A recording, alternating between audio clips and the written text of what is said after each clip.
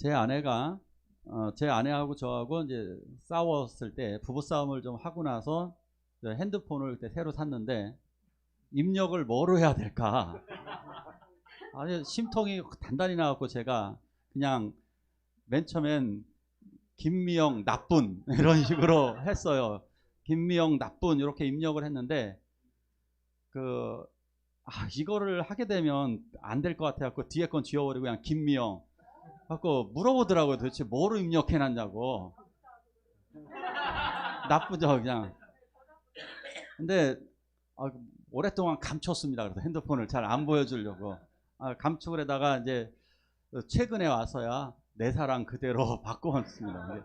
근데 우리가 이렇게 호칭 같은 경우를 사용할 때 의도가 있는 거죠. 의도가 되게 부부 사이가 좋으면 뭐 사랑하는 그대 뭐 이렇게 해놓겠지만 안 좋으면 그냥 이름만 써놓으면 감지덕지도. 그것도 뭐 어떤 사람은 마음에 안 들면 그 다른 이름을 붙여놓잖아요. 마음에 안 들면 뭐 암 뭐 이렇게 붙여놓은 암덩어리처럼 암 뭐 이렇게 붙여놓을 수도 있고 막 그렇습니다. 우리가 이제 호칭을 사용할 때는 그것에 대한 의도가 있습니다. 근데 우리가 이제 자기 이름을 사용할 때 동양에서 우리들은 보통 나 이러잖아요. 그래서 나야 내 생각은 이러지만 임금은 뭐라 그래요? 예, 짐. 그게 뭐냐면 서양에서는 서양도 그래요. 서양은 어떻게 하냐면 위라 그래요. 위. 그러니까 임금들이 대통령, 여왕, 영국의 여왕은 위라 그래요. 위. 그렇게 그런 언어를 사용해요. 미국의 대통령들은 3인칭을 그라고 하는 단어를 워싱턴이 그런 용어를 많이 사용했어요. 왜냐? 나는 좀 다르다는 거죠. 그가 말씀하셨습니다. 뭐 이렇게 얘기하는 거예요. 그가 말씀하셨습니다. 그러면 자기라는 얘기예요. 자, 오늘 그가 선언을 합니다. 이러면 마치 자기 자신이 되게 대단한 사람인 것처럼 조지 워싱턴도 이런 식으로 대화를 많이 했습니다. 학교 선생님들이나 어린이집 선생님들, 유치원 선생님들은 어떤 언어를 사용하나요? 자기를 뭐라 그래요? 선생님이. 자, 왜 그런 말을 쓰시는 거예요? 한번 선생님들에게 물어볼게요. 왜 그런 말을 쓰시는 거예요? 선생님인 것을 인식시켜주기 위해서. 아이들에게 내가라고 얘기하면 그냥 다른 아줌마들하고 똑같아요. 우리 엄마랑 비슷할 수도 있어요. 그런데 선생님이라고 하는 권위를 아이들에게 바르게 교육시켜주기 위해서 선생님이라고 하는 3인칭 호칭을 사용하게 됩니다. 그러니까 호칭은 그렇게 중요한 겁니다. 내가 누군가를 알려주는 방식 굉장히 중요한 겁니다. 저도 여러분들에겐 저라고 얘기하지만 아이들에게는 꼭 목사님이라고 알려줍니다. 왜냐? 이 아이들에게는 목사님의 권위가 중요하기 때문에 목사님이라고 이야기를 해줍니다. 근데 20살만 넘어가면 내가 그러지만 20살 아래인 학생들에게는 목사님이라는 용어를 사용합니다. 자, 그렇다면 예수님은 자기 자신을 뭐라고 불렀을까요? 나옵니다. 뭐라고요? 인자라고 그럽니다. 언어를 실수해서 1인자? 2인자? 그런 인자도 아닙니다. 그러면 인자한 분이어서 인자일까요? 인자가 도대체 뭘까요? 왜 예수님은 자기를 할 때 인자가 라고 하는 이 말을 80번 정도 썼습니다. 복음서에서만 자기 호칭을 사용할 때 내가라고 하는 것보다 인자가 라고 하는 것을 많이 사용하셨습니다. 왜 이런 말을 사용하셨을까요? 의도가 있을 것입니다. 같이 한번 읽겠습니다. 시작. 하늘에서 내려온 자 곧 인자 외에는 하늘에 올라간 자가 없느니라. 아멘. 인자. 그냥 아주 간단해요. 영어로다가 son of man. 한자로 봐도 사람의 아들. 히브리어도 벤 아담. 그래서 그냥 사람의 아들이란 뜻입니다. 근데 용어를 희한하지 않습니까? 사람의 아들이 말한다. 제가 여러분들에게 이렇게 말한다면 웃기지 않겠습니까? 사람의 아들이 사람의 아들이 말하는데 사람이 말이야 뭐 이러면서 사람이 어제 밥을 먹었어. 이게 누굴 얘기하는 거지? 이런 언어를 사용하는 분이 있을까요? 자기를 표현하는데 사람의 아들이라고 표현합니다. 인자라고 표현합니다. 도대체 이게 뭘까? 왜 인자라고 하는 용어를 예수님은 사용하실까? 자, 인자는 이스라엘 사람들, 경건한 이스라엘 사람들은 마지막 날에 온 세상의 구원을 완성하시는 인자가 온다고 믿었습니다. 이 인자, 사람의 아들, 그러니까 하나님의 뜻을 지닌 사람 같은 신성한 존재가 이 세상을 구원하러 온다. 이게 이스라엘 사람들이 갖고 있는 구원 사상, 메시아 사상이었습니다. 인자가 언젠가는 온다는 거예요. 인자가. 자, 그 인자. 그래서 오늘 말씀을 통해 한번 자세히 한번 알아가 볼게요. 보니까 인자의 특성, 첫 번째 특성. 인자는 하나님이 인간이 되셨다는 말입니다. 하나님이 인간이 되셨다. 이게 첫 번째 의미입니다. 인자는 하나님이 사람이 되셨다. 하나님이 사람이 되어진 그 신성한 존재라는 표현, 이거예요. 첫 번째 의도가 내가 인간이 되었어. 이걸 강조하시는 거예요. 내가 사람의 아들이라는 것은 내가 당신들과 똑같은 고난을 당하러 하늘에서 내려온 자야라는 거예요. 그래서 오늘 말씀에도 이러죠. 나는 하늘에서 내려온 자, 곧 나 사람의 아들 외에는 하늘에 올라간 자가 없느니라. 나는 하늘에서 과거에도 왔었고 지금도 존재하고 미래에도 하늘로 올라갈 거야. 이러한 분이시라고 하는 것을 강조하신 것입니다. 그래서 예수님은 하늘에 속한 자이기 때문에 하늘 일을 말씀하셨어요. 그것을 가지고 우리는 하늘 복음이라고, 다른 말로는 천국 복음이라고 얘기하는 거예요. 그래서 우리들이 믿는 것은 우리를 구원하신다라고 하는 하늘 복음, 천국 복음을 믿고 있는 것입니다. 그 복음으로 우리는 영원한 생명을 얻게 될 것입니다. 그렇기 때문에 하늘에서 내려오신 분이기 때문에 성령으로 잉태되는 거예요. 성령으로 잉태되는, 난자 정자에 의해서 잉태되는 것이 아니라 성령이 그 안에, 어머니의 모체 속에, 마리아의 뱃속에 성령으로 씨앗을 넣어 주셨고 그것을 통해서 예수 그리스도는 태어나시게 된 것입니다. 이게 다니엘서에도 이 말씀이 잘 나옵니다. 한 번 더 읽어볼까요? 시작. 내가 또 밤 환상 중에 보니 인자 같은 이가 하늘 구름을 타고 와서 옛적부터 항상 계신 이에게 나아가 그 앞으로 인도되매 그에게 권세와 영광과 나라를 주고 모든 자들이 그를 섬기게 하였으니. 아멘. 다니엘, 예수님이 태어나기 전에, 태어나시기 600년 전에 있었던 사람입니다. 예수님이 태어나시기 600년 전에 있었던 다니엘이 환상을 보는데 하늘에서 인자 같은 이가 내려오십니다. 그가 하늘 구름을 타고 내려오십니다. 인자 같은 이, 사람처럼 보여지는 신성한 존재가 하늘에서 내려오는데 그는 하늘 구름을 타고 내려옵니다. 요한계시록에서도 보면 이렇게 말씀하고 있습니다. 하늘 구름을 타고 오시랴. 그가 1장 7절에 하늘 볼지어다 하늘 구름을 타고 그분이 내려오신다. 예수 그리스도가 하늘 구름을 타고 이 세상에 내려오십니다. 놀라운 사실을 지금 말씀하고 있는 것입니다. 구름은 하나님의 임재, 하나님의 능력, 하나님의 권능을 상징하는 것입니다. 그래서 하나님이 이 세상에 오실 때 우리들은 이런 얘기를 들었죠. 우리가 하나님의 형상으로 창조되었다.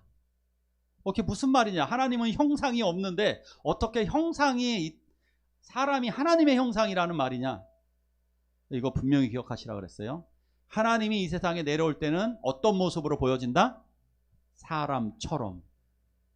하나님이 이 세상에 내려올 때 황소처럼 내려오지 않습니다. 하나님이 이 세상에 내려올 때 강아지의 모습으로 내려오지 않습니다. 하나님이 이 세상에 내려올 때 이런 식물의 모습으로 내려오지 않습니다. 하나님은 이 세상에 오실 때 만약 오신다면 사람의 모습으로 보여지십니다. 이게 명쾌한 사실인 것입니다. 그래서 우리가 하나님의 형상을 닮았다는 겁니다. 인간은 그렇게 창조되어 천사라든가 뭐 어떤 신비한 존재들이 우주에 있을 수도 있어요. 그건 뭐 전혀 모르죠. 우리는 우주 바깥에 어떤 신비한 존재, 어떤 존재가 있을지 모릅니다. 만약에 그들에게 하나님이 자기의 모습을 보여준다면 그것은 사람의 모습입니다. 만약에 보여지신다면. 그렇기 때문에 그 신성한 존재, 그런데 신비한 현상들이 있습니다. 하나님이 나타나실 때 신비한 현상들 뭐 있을까요? 구름, 번개, 바람, 지진. 이런 식으로 하나님은 자신의 임재를 보여주십니다. 그래서 구름을 타고 오신다는 것은 신성한 능력을 지니신 분이심을 우리들에게 보여주신 것입니다. 자, 두 번째는 두 번째 의도는 이것입니다. 같이 봅니다. 시작. 내가 그니라 인자가 권능자의 우편에 앉은 것과 하늘 구름을 타고 오는 것을 너희가 보리라. 아멘. 인자라고 하는 용어, 인자는 예수가 메시아 되심을 보여주는 용어입니다. 그러니까 인자라는 용어를 씀으로써 내가 너희들이 기다리던 메시아야 라고 하는 것을 보여주는 거예요. 인자가 이것을 통해서 어떻게 말씀하시느냐 하면 오늘 분명히 이렇게 말씀을 하고 계십니다. 대제사장들이 모여와서 예수님을 신문을 했습니다. 그 군인들이 예수님을 잡아와서 예수님을 신문할 때 이렇게 물어봅니다. 네가 찬송받을 자의 아들 그리스도냐라고 물어봅니다. 네가 바로 메시아냐라고 물어보는 거예요. 메시아 그리스도 똑같은 말이라고 그랬어요. 네가 메시아 맞아? 라고 물어볼 때 내가 그니라 분명하게 말씀하셨습니다. 인자가 권능자의 우편에 앉은 것과 하늘 구름을 타고 오는 것을 너희가 보리라 말씀하셨습니다. 이것을 통해서 이 인자란 용어를 통해서 내가 바로 너희들을 구원하러 오는 구원자다. 자, 인자라는 말은 딱 외우세요. 이제부터 인자는 구원의 완성자. 따라하십시오. 구원의 완성자. 이게 원래 그 신학자들은 종말론적인 구원자 이렇게 얘기해요. 종말론적인 구원자. 이게 어렵잖아요. 신학적인 용어. 그냥 우리는 구원의 완성자 이렇게 외우시면 돼요. 인자는 구원의 완성자가 되어주셔서 우리에게 오신 것입니다. 이 말씀도 한번 더 보면 좋겠어요. 윤혜 선생님 읽어주세요. 너희가 인자의 날 하루를 보고자 하되 보지 못하리라.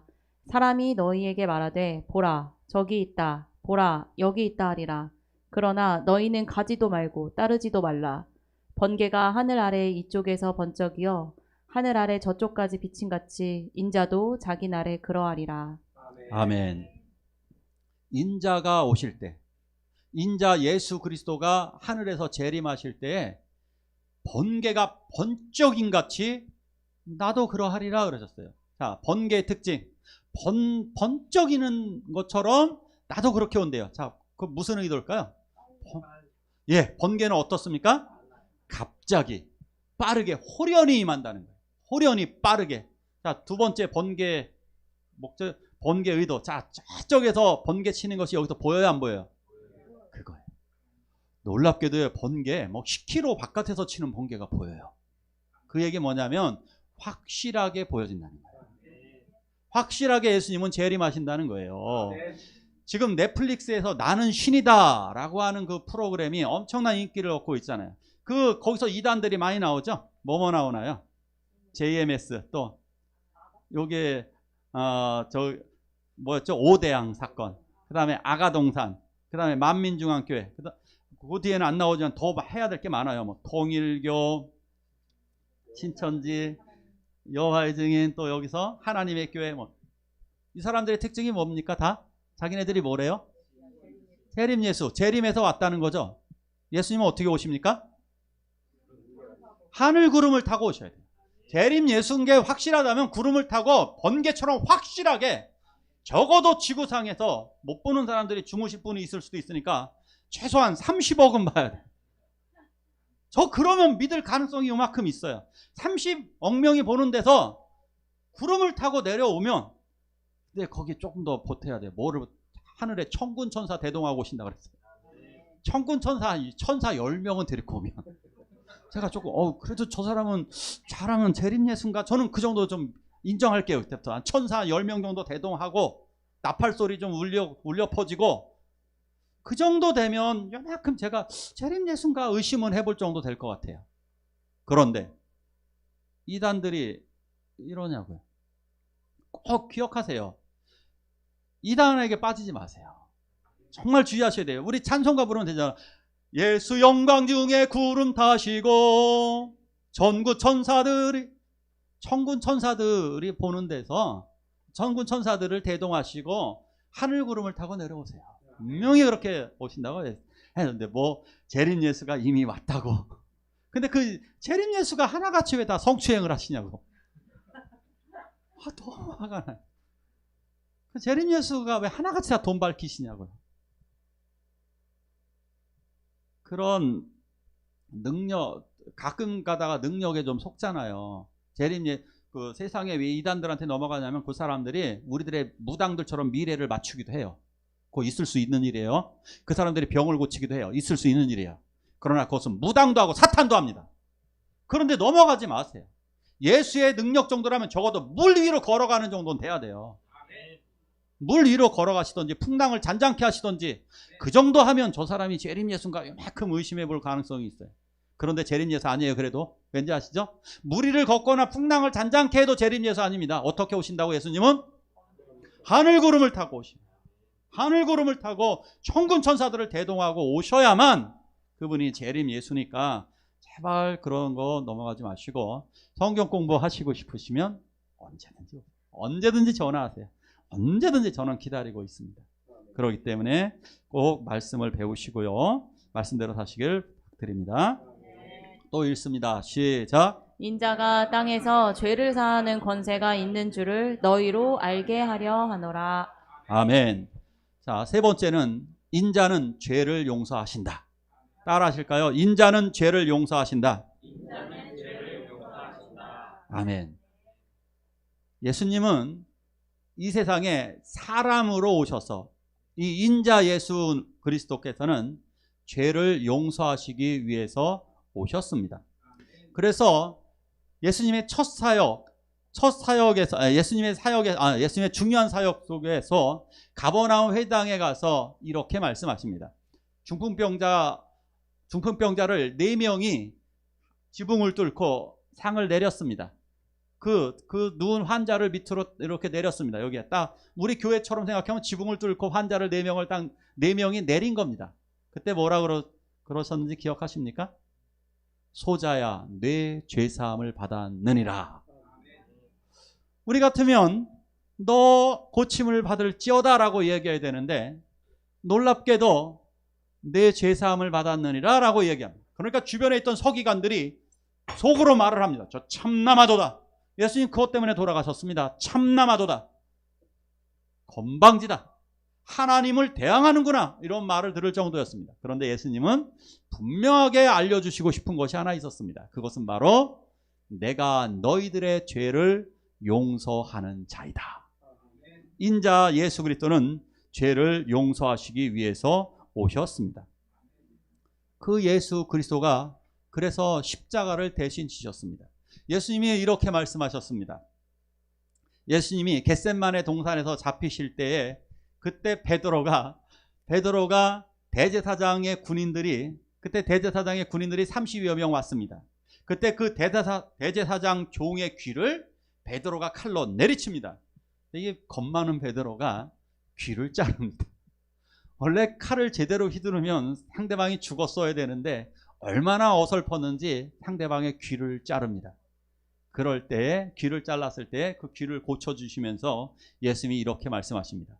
베드로야, 내가 하늘에서 12영이나 더 되는 천사를 보낼 수 있어 라고 말씀하십니다. 내가 부릴 수 있는 존재야 라고. 그래서 12영을 약간 이 한국말을 좀 오해하시는 분들은 12영 그러니까 12명의 천사인가 보다. 몇 명일까요? 12영이면 한 영이 6,000명입니다. 한 영이라고 하는 것은 한 개 사단을 얘기해요. 한 개 사단이라는 얘기예요. 그러니까 로마의 한 군단을 원래 로마의 군단을 영이라 그래요. 로마의 군단이 6,000명이에요. 근데 12군단이면 얼마예요? 계산을 잘하시네요. 수학을 잘하세요. 72,000명도 더 되는이라 그러셨어요. 더 되는 천사들을 내가 보낼 수 있다. 사실은 천사 한 명만 보내도 그 30명 되는 그 군인들은 다 쓸어버립니다. 그런데 예수님은 순환을 당하셨습니다. 왜요? 우리들의 죄를 담당하시기 위해서, 우리들의 죄를 속죄하시기 위해서 십자가를 지시고 우리들을 다 죄 용서하신 것입니다. 그래서 우리들은 예수 그리스도가 모든 고난과 모욕, 수치와 멸시를 당하셨기 때문에 우리들은 죄 용서함을 받을 수가 있는 것입니다.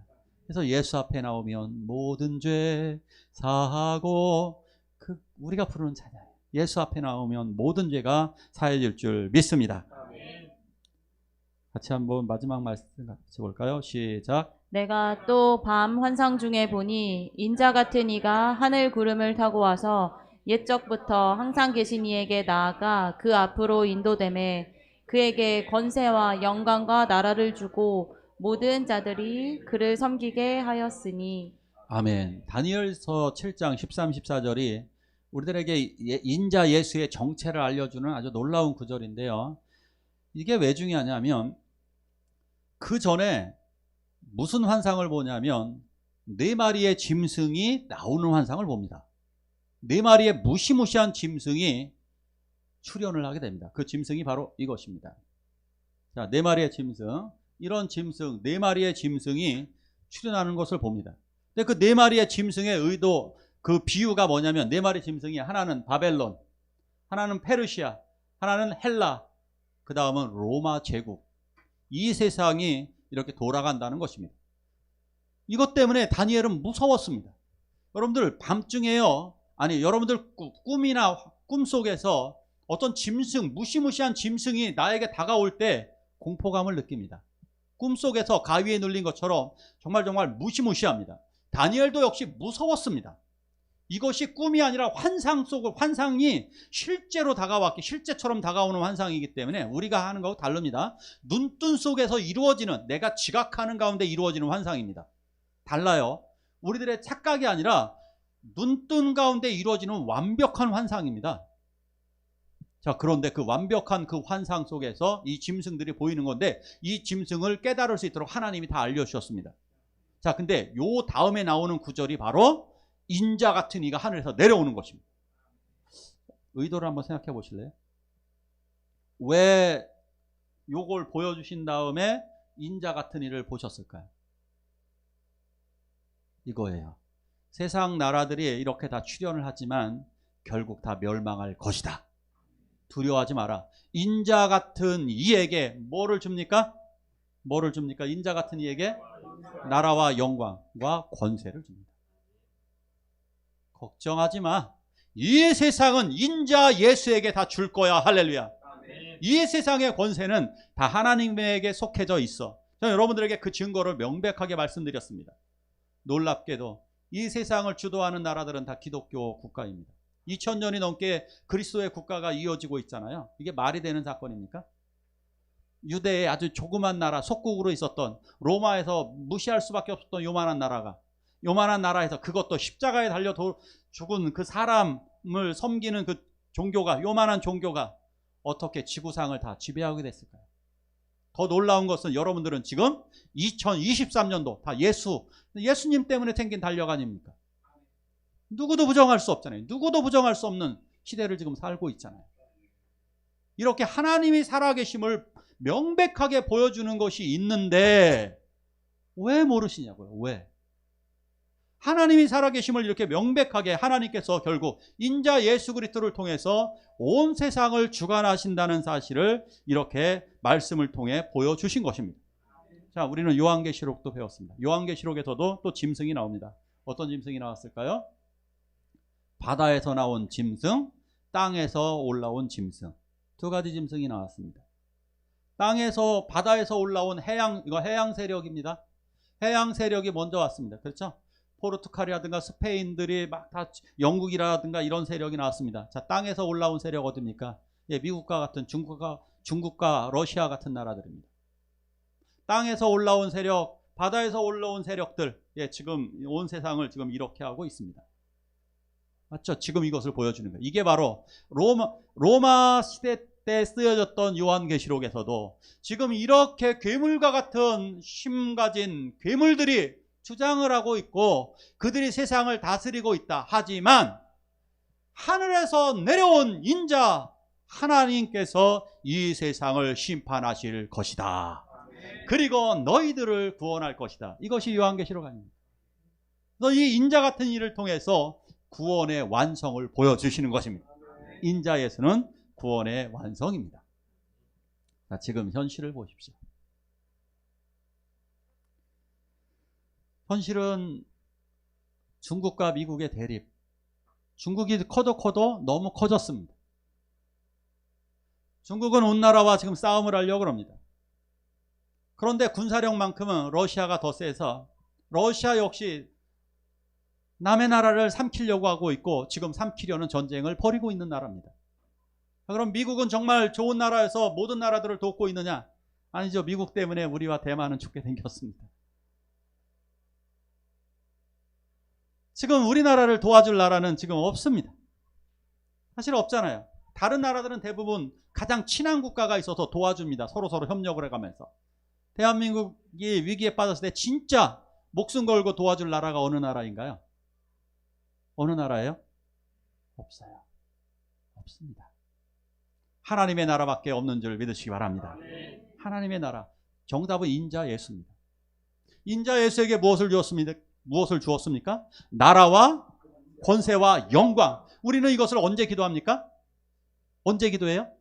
주기도문에서 나라와 권세와 영광이 아버지께 영원히 있어. 나라, 이 모든 나라, 하나님의 나라와 이 세상의 나라가 하나님 것입니다. 권세 하나님의 것입니다. 영광 하나님의 것입니다. 우리는 이것을 주기도문에서 고백하고 있어요. 이거는 기도가 아니에요. 나라와 권세와 영광이 아버지께 있사옵나이다. 고백이에요. 고백. 신앙 고백이에요. 내가 하나님께 고백하고 있는 거예요. 이것이 지금 주님이 주관하시고 있는 것입니다. 지금 이 세상은 짐승의 표인 돈으로다가 우리를 괴롭히고 있습니다. 아무리 그래도 돈이 제일 중요하죠. 살아갈 때. 그 돈으로다가 우리가 괴로움을 당하고 있는 분들이 많이 있습니다. 그러나 두려워하지 마십시오. 하나님이 우리를 지켜주실 것입니다. 하나님이 우리를 분명하게 인도하실 것을 믿으시기를 바랍니다. 자, 지금 현실 속에서 한번 보자. 현실 속에서 이 말씀을 통해 보면 예수님은 왜 인자라고 했을까? 우리들 현실 속에서 이제 아까 국가적인 어려움도 있었습니다. 근데 현실적으로 우리들은 이제 힘들게 하는 것은 무엇인가? 바로 이런 것들입니다. 이단들이 우리를 타락시킵니다. 그래서 이단들이 지금 100만 명이 넘었답니다. 기독교인 숫자가 몇 명인지 아십니까? 개신교? 770만 명이라고 합니다. 770만 명인데 이단이 100만이랍니다. 7명 중에 1명이 이단입니다. 7명 중에. 그럼 만약에 우리 교회를 예를 들면 7명 중에 1명이 이단이면 너무 심각한 거잖아요. 우리 주변에 이단들이 이렇게 우리를 괴롭힙니다. 자, 아주 더 현실적으로 봐서 우리들은 이제 얘네들한테 다 잠식당할 겁니다. 인공지능에 의해서 지금 너무나 많은 것을 얘네들이 다 알아서 작곡가도 필요 없습니다. 인공지능이 작곡 다 해줍니다. 인공지능의 그림도 다 그려줍니다. 인공지능이 이제는 알아서 건축도 다 합니다. 인공지능이 알아서 서빙합니다. 인공지능이 알아서 이제 회사도 근무하고 인공지능이 알아서 이제 얘네들이 로봇을 이용해 가지고 우리들 요양보호사로 다 일하게 될 겁니다. 인공지능이 대부분 다 우리들의 직업을 80% 이상을 다 가져갈 것입니다. 어떻게 할까요? 우리 어떻게 살아나가죠? 국가적인 세계적인 어려움도 대한민국 암담한데 이단들은 가까이 있는데 인공지능은 현실 속에 우리 아이들 다 핸드폰에 인공지능의 노예가 다 되었는데 우리도 어떻게 해야 될까요? 그러기에 바로 인자 예수가 필요합니다. 바로 이것입니다. 같이 한번 읽어볼까요? 시작. 예수님은 왜 자신을 인자라고 했을까? 우리들에게 구원의 확신을 주시기 위해. 아멘. 인자 예수, 인자 예수라고 부른 이유는 구원의 완성자임을 보여준 용어였습니다. 그래서 인자가. 그래서 요한계시록에서도 인자 같은 이가 구원을 완성하시는 거예요. 사람으로 오셨던 그 예수 그리스도가 최종 구원을 완성하시는 것입니다. 더 이상 두려워하지 마십시오. 2000년 전에도 두려워했지만 그 2000년 전에도 하나님이 구원하셔서 로마를 뒤집어 놓으셨습니다. 기억하시죠? 하나님은 영국을 통해서도 복음을 전하게 하셨습니다. 그 절망적인 사람들도 미국으로 가서도 그 복음을 전하게 하셨습니다. 그 절망 가운데서도 한국도 일제에 의해서 북한에 의해서 전쟁을 당하고 죽어가는 대한민국 하나님이 살려주셨습니다. 우리가 살아갈 수 있는 방법은 또다시 인자 예수 그리스도밖에 없습니다. 예수 그리스도만을 의지하시기를 원합니다. 우리 이 시간 함께 일어나셔서 찬송부로 같이 기도하기를 원합니다.